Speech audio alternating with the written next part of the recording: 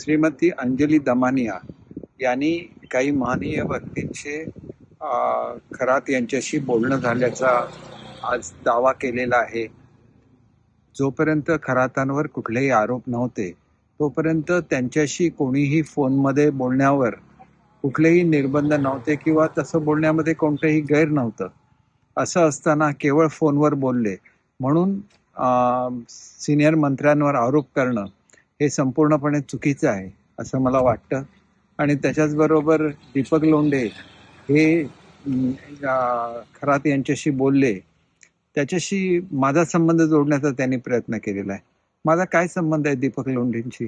दीपक लोंढे हे सिन्नरला राहतात आणि ते खरातांशी परिचित आहेत आणि त्याच्यामुळे ते खरातांशी बोलले असतील तर त्याच्याशी माझा काहीही संबंध नाही. एवढंच मला या निमित्ताने सांगायचं आहे.